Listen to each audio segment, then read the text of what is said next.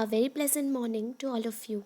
Today, I, Richa Parekh from St. Thomas High School, Mahua, I am here to further continue with the subject of social science for the students of class 8th. My dear students, during the previous lecture, we started unit number 3, that is Nationalism in India. Today, we already covered the part of the political reasons that how the feeling of nationalism developed upon the people of India. Today, we are going to start with the economic reasons. India was financially ruined due to the economic policies of the Britishers. The Britishers took the raw materials from India to England and then the finished or the manufactured goods were sold in the Indian market. The duty on the manufactured goods imported in India from England was negligible, whereas heavy taxes were laid on the commodities manufactured in India. So, at the time of Britishers, India was completely ruined due to the economic policies. The financial stability of India was of no worth.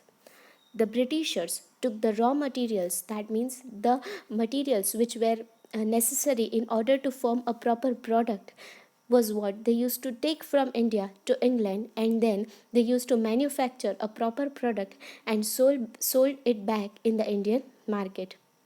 Hence, the duty which was imposed in order to import those goods from England, the it was negligible. That means there was no duty. But the heavy taxes were laid when the goods were manufactured in India itself. As a result, the Indian goods became more expensive than the imported goods. In this cutthroat competition, the handicraft and the cottage industry of India could not sustain itself. Once the goods are imported from England, the cost of those products was less than that which was less than the product which was already formed in the Indian market. That means, if, for example, if the cost of a pen which is imported from England is 5 rupees, then the cost of the pen which is manufactured in India itself, the cost along with the duties was almost 8 to 10 rupees. Hence, the products which were imported from England cost cheaper than that of the Indian products. And in this competition, which was imposed due to the heavy taxes by the Britishers, the handicraft and the cottage industry of India could not sustain.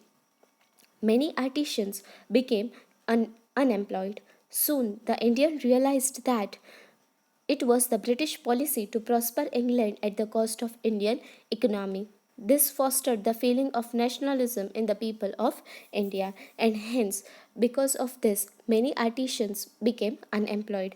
And due to this, the policies of the Britishers, England started growing at the cost of Indian economy.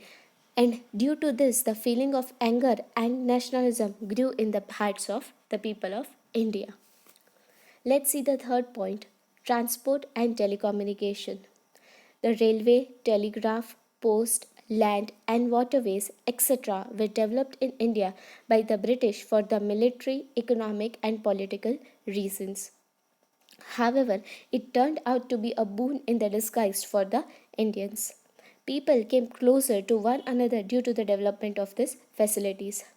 The facilities such as railway, telegraph, post, and telecommunication, landways, waterways, etc., were developed by the Britishers for their own personal reasons. But it turned out to be a blessing for the Indians later. People came closer to one another and by the development of these facilities in India.